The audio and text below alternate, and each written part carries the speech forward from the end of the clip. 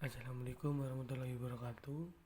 Perkenalkan, nama saya Yogi Andres Apriwanto, Kehutanan 4B, NIM 067. Di sini saya akan menjelaskan acara 3, yaitu perbanyakan bibit dari putaran. Bibit putaran adalah bibit tanaman yang dipindahkan dari persemaian ke tempat penanaman dengan cara digali dengan disertakan tanahnya. Pemindahan bibit putaran disebut pula bibit keranjang karena sesudah diambil dari persemaian galiannya kemudian dimasukkan terlebih dahulu ke dalam keranjang. Sistem ini dimaksudkan guna memperkecil kerusakan akar yang dapat mempengaruhi terjadinya kemacetan dalam pertumbuhannya setelah ditanam di kebun. Cara putaran lazim digunakan untuk memindahkan bibit-bibit buah dan atau tanaman perdagangan. Tujuan bibit putaran yaitu menentukan bibit putaran yang berkualitas bagus, menentukan proses pengambilan bibit dengan sistem putaran, mengetahui tingkat keberhasilan putaran. Cara kerja: hasil bibit atau anakan yang alami yang tingginya kurang lebih dari 15 cm. Kegiatan putaran dilakukan saat musim penghujan. Semai yang sudah diambil sebaiknya langsung ditanam.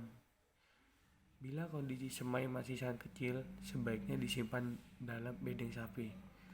Menurut redaksi Agromedia tahun 2007, pemindahan dilakukan dengan mengangkat bibit secara hati-hati dari persemaian beserta media yang ada di sekitar perakarannya. Cara membuat bibit putaran itu menggunakan 2 cetok ataupun 1 jika tidak ada. Tangan kanan menyolet sedangkan tangan kiri menekan tanah supaya padat. Kalau terlalu kering, supaya tanah atau media dibasahi terlebih dahulu.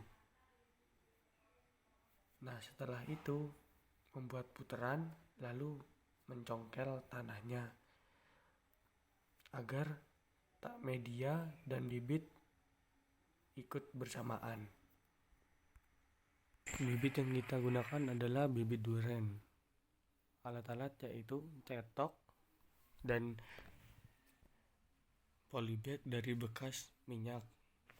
Nah, media yang kita gunakan adalah tanah dan campuran pupuk kandang.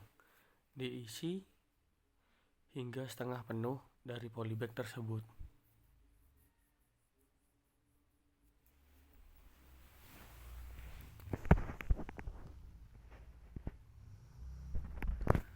Setelah setengah penuh, kita akan melakukan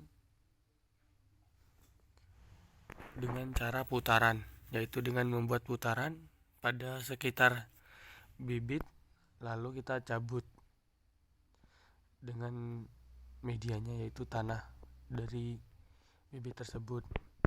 Nah, setelah itu kita memasukkan media lagi hingga penuh.